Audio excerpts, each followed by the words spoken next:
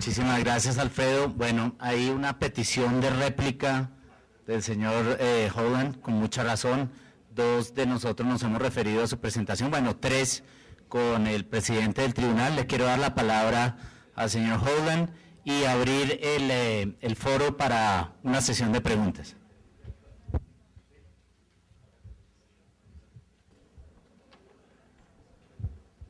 En este tipo de foros, para clarificar que alguien tiene un punto de vista diferente, no es un enemigo. Y yo pienso que es importante para ustedes para entender que soy un inversionista para las fuerzas públicas de Colombia. Con mis impuestos, está mismo apoyando las fuerzas públicas colombianas. Entonces yo creo que es muy importante para entender eso. Cuando estoy hablando, no estoy hablando del punto de vista del enemigo. Estoy hablando del punto de vista que hay unas complicaciones bastante profundas en la razón de esta iniciativa.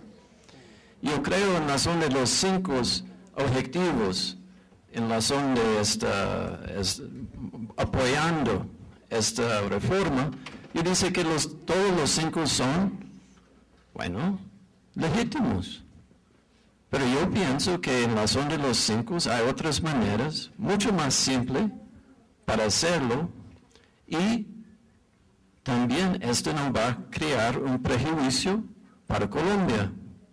Yo creo, ustedes van a tener un gran problema, se van a pasar esta reforma, mismo se va a hacer unas reclamaciones, unas quejas formales a la Comisión Interamericana, se va a la Corte. Ya hay 8 casos jurisprudencial que va a ser problemática en la zona de esta reforma. En la zona de jurisprudencia de Naciones Unidas también. Entonces yo creo que es importante de saber que desde el punto de vista internacional no es tan simple. Y yo pienso que hay otras maneras para hacer los objetivos que son más fáciles y de menos controversia. Pero también yo puedo notar que hay mucha pasión en la zona que no está conmigo, entonces está contra de mí. No, entonces yo creo, no es tanto así. Yo creo que es importante de ver, por ejemplo, en la zona de inseguridad jurídica, hay dentro de las 15 medidas tomadas por las Fuerzas Armadas, esta nueva entidad AJOPES. Y los AJOPES están haciendo un trabajo muy importante para crear los archivos operacionales.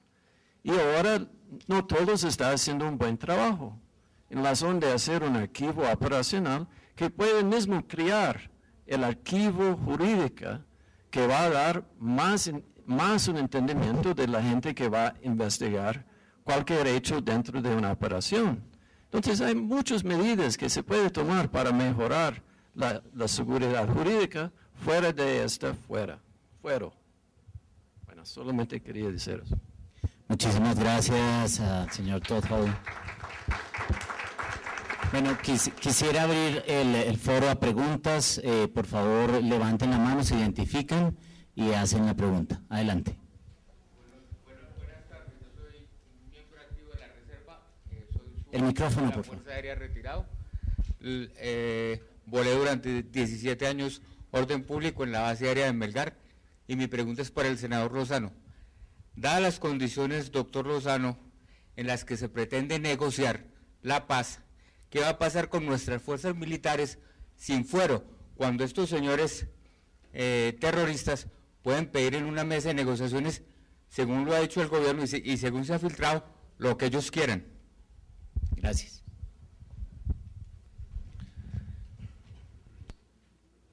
Rápidamente, en el Congreso, como les contaba, hay un ambiente por votar una reforma que le sirva a la fuerza pública.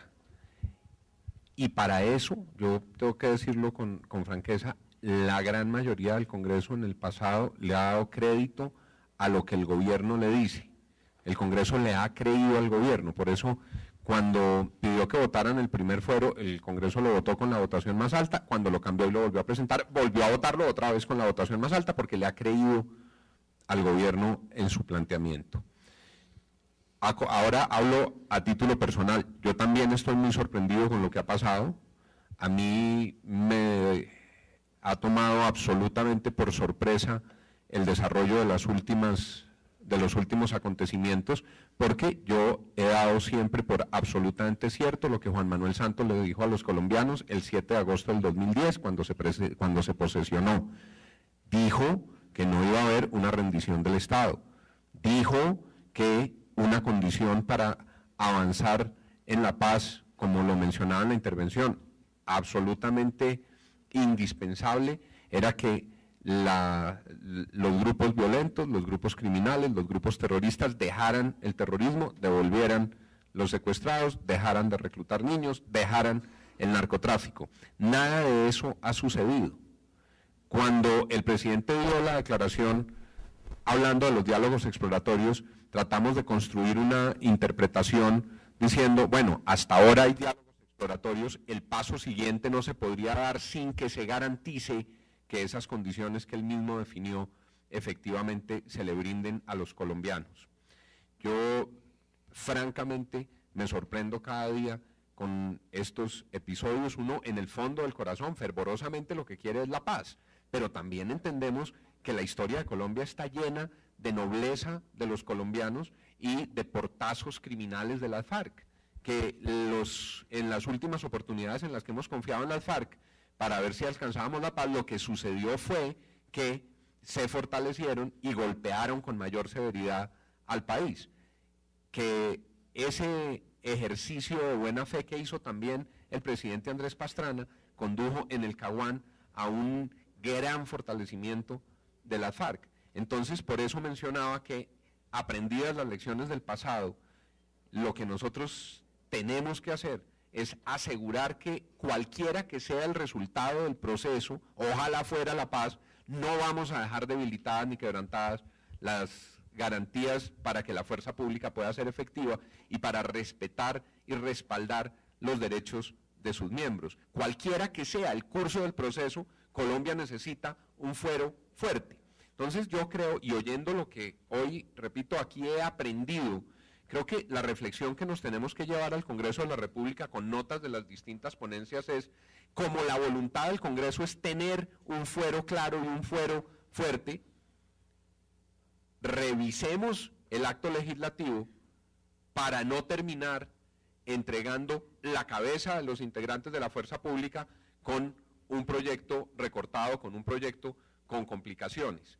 Y más ampliamente, si eso va deteriorándose, y siguiendo en la línea de las reflexiones del señor Howland, que coincide con las reflexiones de Alfredo Rangel y del doctor Velázquez, cada uno desde su distinta perspectiva, pues mejor en ese caso que se hunda el acto legislativo, si no va a servir para fortalecer la condición de la fuerza pública. Pero en ese escenario tan revuelto, tan incierto, tan lleno de variables que hay en el Congreso de la República, lo que sí ha existido es un ánimo de apoyar la fuerza pública.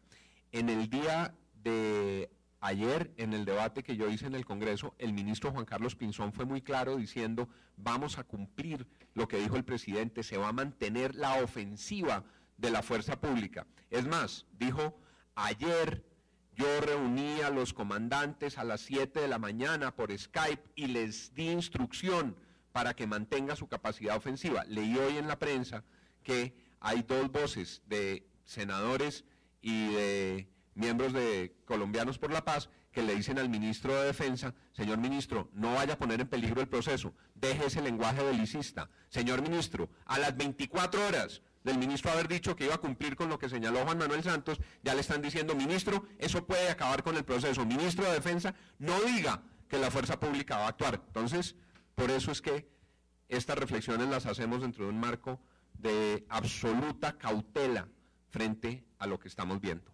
Muchas gracias, senador. Siguiente pregunta. Mi nombre es María Sea. No es una pregunta, es más bien una inquietud o una reflexión que le propongo al doctor Lozano llevar al interior del Senado y de su bancada. Como mujer colombiana, amante de la democracia y de nuestras fuerzas militares, le pido el favor senador de que reflexione por qué hoy en Colombia tienen más fuero guerrillero, tiene impunidad, tiene garantías el guerrillero y no los oficiales de nuestras fuerzas militares. ¿Por qué? Eso es un hecho cumplido. Eso no estamos ahora programando para el futuro. Ya se ve que es un hecho cumplido, porque esa es la lectura que como una simple mujer colombiana veo que se está dando en nuestro país. Le pido el favor, senador, que con su bancada, ustedes allá en el interior del Senado logren reflexionar sobre la ley que ustedes votaron, porque esa ley fue votada en bancada y nosotros las personas que votamos el marco legal para la paz, nosotros los que votamos por ustedes esperábamos de ustedes mayor protección para el futuro del país y el futuro de nuestros hijos. Muchas gracias. Muchas gracias. Adelante. Allá, primero y después el señor adelante. Muy buenas tardes. Ante todo quiero agradecer las disertaciones que han hecho con respecto al tema del fuero penal militar, que es un tema de gran importancia para las fuerzas militares. Yo soy el general Juan Guillermo García de la Fuerza Aérea, jefe de la Jefatura Jurídica y Derechos Humanos de la Fuerza. Senador Lozano, yo quisiera saber si el proyecto de acto legislativo 192 se llegase a hundir, ¿qué herramientas jurídicas tendríamos las fuerzas militares para iniciar estos acuerdos de paz? Porque también es cierto que el señor presidente dijo, vamos a iniciar los acuerdos de paz sin el cese de hostilidades, sin vedar ningún territorio nacional para las fuerzas militares. Nosotros, como militares, somos respetuosos de la ley y de la Constitución. Y mientras no haya una paz que perdure en Colombia, mientras siga existiendo la violencia en Colombia, nuestra obligación constitucional es defender la vida, honra y bienes de todos nuestros conciudadanos. Entonces, la paz no ha llegado a ningún acuerdo. Como militares, somos los que más deseamos esa paz para las futuras generaciones, para nuestras familias y para nosotros mismos, porque somos quien ponemos la cuota de sangre. Y además de esa cuota de sangre, estamos poniendo a todos nuestros compañeros soldados de tierra, mar y aire en la cárcel. Como lo decía el señor padre de familia de ese oficial, uno viene aquí con el convencimiento, como lo dice la oración patria, de que llegado el caso, morir por defenderte. Es la única profesión que en el ejercicio de nuestras funciones ofrendamos nuestras vidas. Ni el abogado, ni el médico, ni el ingeniero, ni ninguna otra profesión ofrece su vida en el ejercicio de sus funciones. Entonces sí queremos tener esas garantías jurídicas por parte del Estado, por parte del Poder Legislativo, y esa es nuestra esperanza. Mal que bien hay un proyecto con muchas dudas, con muchos problemas, pero es una luz al final del túnel que nos puede mejorar ciertas garantías que las diferentes cortes nos han ido restringiendo nuestro fuero. Y a paso que vamos, nosotros vamos a quedar peor que ser guerrillero. Entonces uno va a pensar, entro a negociar por una sentencia anticipada, así yo sea inocente, pero si hago una regla matemática, me conviene a mí decir que sí lo hice para que me rebajen el 50% de la pena y poder salir por buena conducta con una tercera parte de lo que me imputan. Gracias, general. Adelante. Perdón, buenas tardes. Mi pregunta es para el senador también. Quiero saber si se han tenido en cuenta o se van a tener en cuenta en los debates que se van a llevar a cabo en el Senado los puntos críticos identificados en la sesión de abril de la Comisión Interamericana de Derechos Humanos, donde se consideró cómo esta reforma, de ser aprobada tal como está, haría que Colombia incurra en violación de sus obligaciones internacionales frente a este organismo. Senador.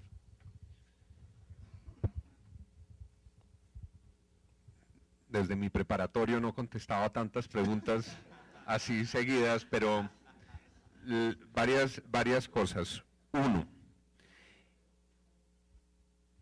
Yo tengo la convicción de que el mayor enemigo de la vigencia de un buen fuero ha sido ese convenio suscrito entre el Ministerio de Defensa y la Fiscalía en esta coyuntura. Entonces, con esa convicción, lo que siempre he creído es que el primer conocimiento de los hechos, si se derogara el convenio, tendría que remitirse al principio del 221 de la Constitución. Si nosotros vamos a aprobar un proyecto que genere confusión en relación con el primer conocimiento, y esa es la preocupación de las comisiones, y esa es la preocupación de la redacción, estaríamos mermando la garantía constitucional que hoy existe. Porque finalmente esa condición restrictiva que hoy viven, en muy buena medida obedece a un acto administrativo que mediante otro acto administrativo se puede reversar. En cambio, si aprobamos una reforma constitucional y recortamos el fuero, constitucionalmente estaríamos aceptando un fuero de inferior categoría. Esa es mi preocupación. Por eso cuando los oigo a todos, mi conclusión es que la revisión académica profunda la tenemos que hacer para evitar que el buen empeño que usted mismo expresa en su pregunta se termine traduciendo en un Frankenstein frente al fuero y por hacer más terminemos restringiendo una voluntad del constituyente del 91 que es bastante clara. Y eso me da pie para contestar la segunda pregunta. Todo esto lo tenemos que armonizar en función de unos principios y unas obligaciones internacionales. Y claro que el país no puede mantener, habiendo suscrito una serie de compromisos internacionales, un régimen que los desconozca. Yo, sin embargo, tengo la convicción que la vigencia del 221 no desconoce los acuerdos internacionales. El 221 no es un artículo que genere ningún tipo de contradicción dentro del bloque de constitucionalidad, ni mucho menos. Lo que hay que asegurar, claro está, es que la institución del fuero no se preste para abusos de ninguna naturaleza, que con el fuero por delante no se generen escenarios de impunidad.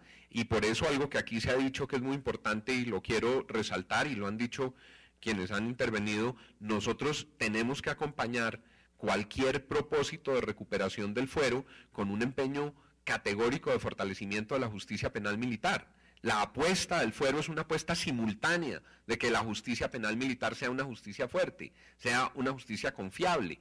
Y recuperando otras expresiones de quienes intervinieron, el problema de fondo es que se generó una desconfianza, sobre todo en algunos espacios internacionales, en algunas organizaciones no gubernamentales, en algunos escenarios académicos frente a la justicia penal militar, porque encubrió en el pasado, porque en el pasado se prestó para abusos. Pero la fórmula no es acabar con la justicia penal militar ni descreer de la justicia penal militar. La fórmula es fortalecer la justicia penal dentro del marco, la justicia penal militar dentro del marco que estableció inicialmente la Constitución, que era nuestro reparo frente a la formulación inicial que presentó la comisión.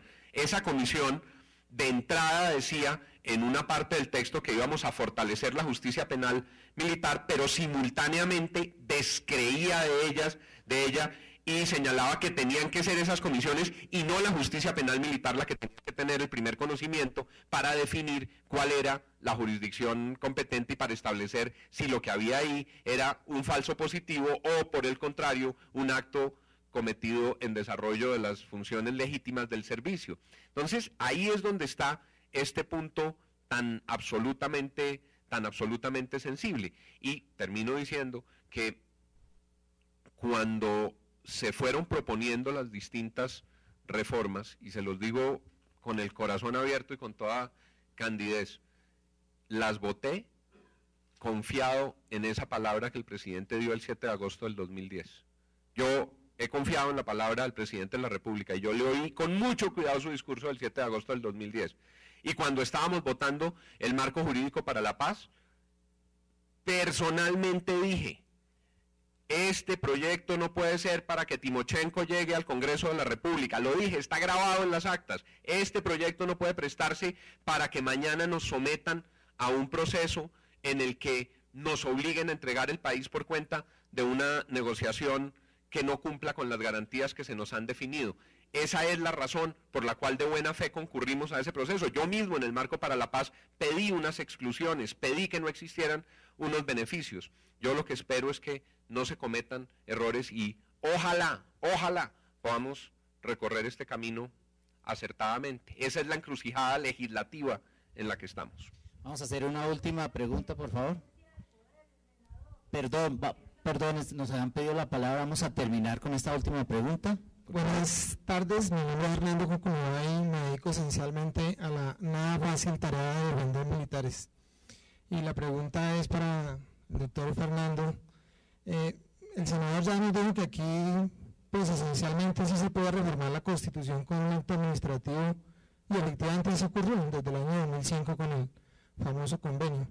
Y el problema es operativo, considero yo, porque quien conozca en primera medida hoy en día está en manos de los fiscales de ley 906, y si son fiscales que conocen casos de ley 600, pues con mayor razón.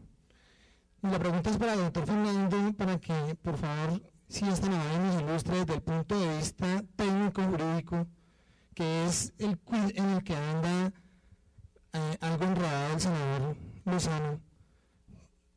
¿Cuál sería la solución técnico-jurídica sin necesidad de la reforma? Porque es que el 221 es muy amplio, para que en realidad los militares tuvieran la garantía de que no solamente con un testimonio de una persona que va muchas veces detrás de una indemnización por vía administrativa se diga que es una muerte cuestionada en combate, es un falso positivo, que es lo que está ocurriendo hoy en día.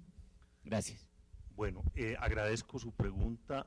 Lo primero que quiero clarificar es que yo no veo desacertado al senador en el planteo jurídico. A mí me parece que es coherente. Lo que pasa es que tenemos que sacarnos de la cabeza la idea de que es mediante leyes, de que es mediante reformas constitucionales que vamos a lograr cambiar la realidad. Si Santander viviese hoy, podríamos decir con él que Colombia es un país de leyes, pero de leyes mal hechas. Yo creo que en el ordenamiento jurídico actual, incluido el 221, tenemos todas las herramientas para hacer efectivo el fuero. En la ley penal sustantiva, en la ley penal militar, en la ley penal ordinaria, tenemos las herramientas. Allí están las causales de exclusión de la responsabilidad en tratándose de la conducta, en tratándose de la tipicidad, en tratándose de la antijuridicidad, en tratándose de la culpabilidad. ¿Qué es lo que realmente acontece? Es que tenemos una justicia politizada. Tenemos unos jueces politizados, tenemos unos fiscales politizados y además mal preparados. Yo no me canso de repetir, y lo voy a decir aquí hoy con todo el respeto, que tenemos magistrados de la Corte que no tienen ni siquiera los requisitos para ser inspectores de policía del corregimiento más apartado de este país. Entonces, si a la ignorancia le añadimos la arrogancia, dos, comillas, cualidades muy explosivas, pues imagínense ustedes el cóctel que se genera. Entonces, de lo que se trata es de reformar de verdad la administración de justicia. El tema no es solo el fuero, el tema no es solo la justicia penal militar, el tema es toda la administración de justicia en Colombia, y de la mano de esa reforma es la reforma al Estado mismo.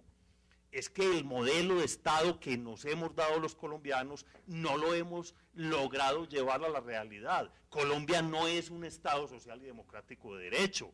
O sea, que nos quede claro que no hemos logrado plasmar ese ideal en la realidad. Entonces me parece que el país maduró lo suficiente como para que empecemos a debatir cuál es el verdadero modelo de Estado que queremos. Y así no nos guste, pues vamos a tener que contar con diversos actores. También esos criminales que tanto repugnamos, que tanto daño le han hecho al país, forman parte del nuevo diseño. El problema es hasta dónde el Estado va a ceder en relación con las pretensiones que ellos han formulado. El dicho callejero dice que pidiendo nadie se ha quebrado. Y yo creo que estos actores armados lo saben muy bien, están pidiendo lo divino y lo humano. Pero la sociedad civil es la que tiene que estar muy vigilante de cara a que este proceso se jalone de verdad y para que finalmente el tema del fuero militar, que es preocupante realmente lo que está sucediendo, recobre su camino.